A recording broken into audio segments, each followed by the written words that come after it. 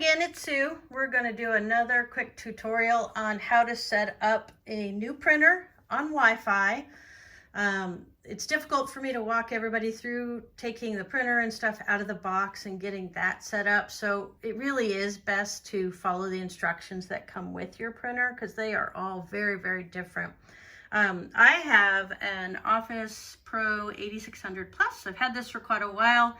It has been a rockstar printer. It holds half a ream of paper. It's got a sheet feeder, does color, pictures, black and white. It's been a workhorse for us, and I think I've had it for about 5 years, so that says a lot about a printer these days. So we wrote a little bit about some printers that we suggest for you. This is not one of them because they don't make it anymore, but we are fans of HP, but there are some great Canon, Brother, and Epson computers out there. So get one ordered, get one in your house, and get it on Wi-Fi so that you can take advantage of it in your home office, or if the kids have the schoolwork they need to print out. And at the same time, make sure when you buy a new printer that it's it's AirPrint compatible.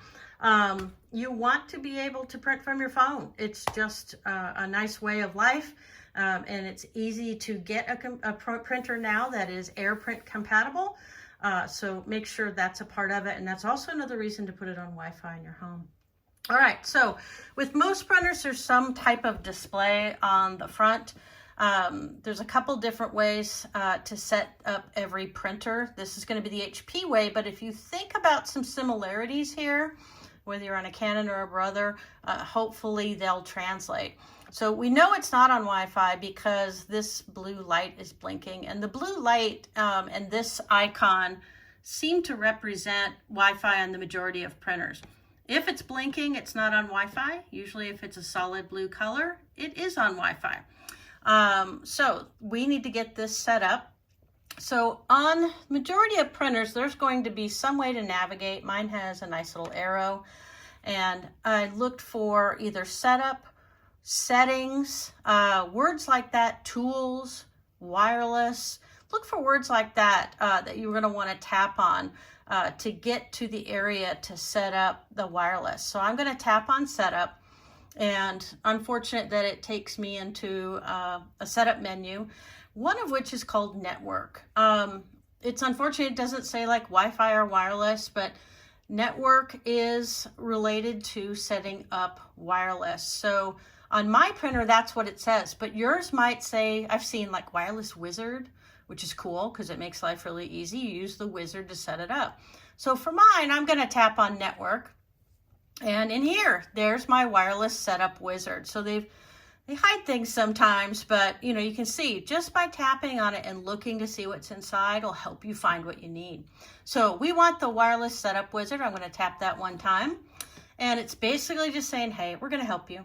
Don't worry too much about what this says. It's just basically going to guide you through it. We're going to continue. And what it's doing right now is it's going out and it's looking for all the Wi-Fi hotspots or what your wireless internet is in your home. A word of caution, it may pick up the Wi-Fi from your neighbors. So not all these options are mine. In fact, I think if we scroll down, we might even see some more. Yeah, so, and don't worry if you see your printer, it's just normal stuff. So what you're looking for is your Wi-Fi in your home, okay? And so in our home, we have a guest Wi-Fi called St. John's Guest. So I'm gonna tap on the Wi-Fi, and it's basically saying, hey, you're gonna have to put the password in for your Wi-Fi. So for instance, when you have friends come over and they wanna get on your home Wi-Fi, it's the password you give them to get on your home Wi-Fi. That's all this is. So I'm gonna click OK. All right, and I'm gonna hide my my camera over here. You can look at these pretty flowers while I type in the password for my Wi-Fi. Okay, so we've typed in the password and we're waiting for it to connect to our internet. If it fails, don't worry, just try to type the password in again. Usually if it fails, it's a wrong password or the password's not typed in properly. They are case specific, so make sure you get your capital letters right. I'm fortunate it was successful when I typed it in.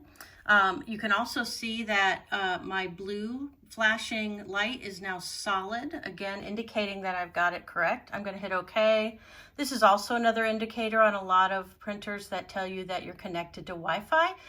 They were gray before, these little bands to the right and left of that icon, and now they're blue, they're solid, and they're connected. So take the time to get yourself on the Wi-Fi so you can print wirelessly from anywhere in your home. It's great for working. It's great for the kids for schoolwork. Also, it's great if you have an AirPrint compatible printer, because then you can print from your phones. And if you want to learn how to do AirPrint compatibility, check out our next video on how to do that. And it's dirt simple. You guys are going to love how simple it is. And the key here is you've got to get your printer on Wi-Fi, and you've got to make sure you've got an AirPrint compatible printer. So stay tuned for more on air printing.